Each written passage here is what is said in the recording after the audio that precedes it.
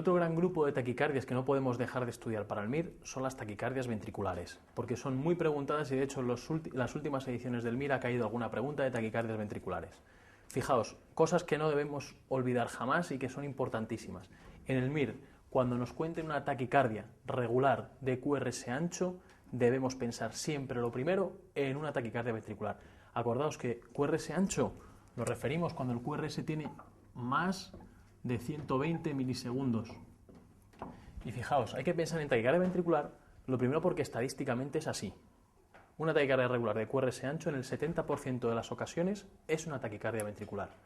Luego veremos las excepciones, pero ¿cuándo yo tendré la certeza de que esto es una taquicardia ventricular? Y son los datos que yo debo buscar en el MIR. Lo primero, cuando el paciente tenga una cardiopatía de base. Taquicardia de QRS ancho con una cardiopatía de base será una taquicardia ventricular y sobre todo cuando esa cardiopatía sea un infarto crónico. Pensad que un infarto es una cicatriz. Sobre esa cicatriz se hace el circuito de reentrada que provoca la taquicardia ventricular. Cuando me cuenten un paciente con una taquicardia regular de QRS ancho que tenga un infarto previo, será una taquicardia ventricular sin duda. Más cosas, hay datos que nos pueden dar y que sepamos que sea una taquicardia ventricular y son estos tres: capturas, fusiones y disociación aurículo-ventricular. Acordaos, disociación aurículo-ventricular era las ondas a cañón irregulares. Tendrá disociación aurículo-ventricular porque habrá más QRS que ondas P. Me contarán, aparte de que el paciente tiene una taquicardia a 180, me van a decir que el ritmo que gobierna la aurícula es 50 latidos, me dirán P's a 50 y QRS a 170. Disociación provocada por una taquicardia ventricular. Las capturas y las fusiones, ¿qué son?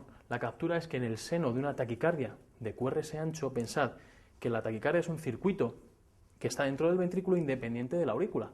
La aurícula, el nodo sinusal, está mandando estímulos al ventrículo. Si el circuito no es muy rápido, puede dar tiempo a que un latido sinusal haga una despolarización completa, con lo cual en el seno de esa taquicardia de QRS ancho se nos cuela un latido que viene del nodo sinusal. Eso es una captura. Y la fusión, pues es parecido, pero es una mezcla de los dos latidos, del nodo sinusal y del de la taquicardia. Pensad que está el circuito dando vueltas y el nodo sinusal empieza a mandar un estímulo. La taquicardia, como está dando vueltas, despolariza parte del corazón, pero otra parte viene a despolarizarse desde el nodo sinusal. Y es una mezcla, es un latido que no es tan estrecho como el latido sinusal, pero no es tan ancho como el de la taquicardia. Y eso es una fusión. En el MIR nos van a poner un electro para que reconozcáis una captura o una fusión.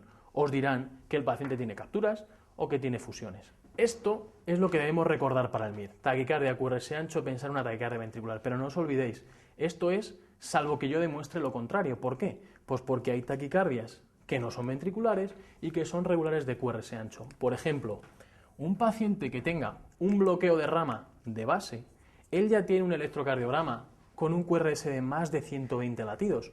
Cualquier taquicardia regular que tenga el paciente va a tener siempre un QRS ancho. Imaginaos, pues tiene un flúter auricular, pero con un bloqueo de rama siempre me va a dar un QRS ancho. Una taquicardia auricular con un bloqueo de rama, lo mismo, ¿de acuerdo? Os tienen que dejar muy claro que la taquicardia que tiene el paciente es muy concordante con el bloqueo de rama que tiene previamente. Y luego no os olvidéis de las taquicardias antidrómicas. En el Wolff-Parkinson-White, las taquicardias más comunes son las ortodrómicas, es decir, el circuito baja por el nodo y sube por la vía accesoria y me da taquicardias regulares de QRS estrecho. Pero si el circuito va al revés, baja el estímulo por la vía accesoria y sube por el nodo, ese estímulo va a entrar por una zona anormal de conducción, con lo cual el QRS va a ser ancho. Y yo tendré una taquicardia regular de QRS ancho, pero que no es una taquicardia ventricular. En el MIR nunca sabremos que es una taquicardia antidrómica. Lo que está claro es que cuando veamos una taquicardia regular de QRS ancho, pensaremos que es una taquicardia ventricular. En nuestra pregunta, fijaos lo que nos dicen. La paciente que tiene un antecedente de infarto, disfunción ventricular y que tiene una taquicardia regular de QRS ancho. Eso es una taquicardia ventricular. Pero lo importante es que me está pidiendo la actitud. Y este paciente tiene mala tolerancia a la taquicardia. Tensión 60-40, sudorosa y taquipneica. Me da igual la taquicardia. Yo no tendría que haber sabido la taquicardia. Lo que está claro es que tendría que hacer cardioversión eléctrica inmediata.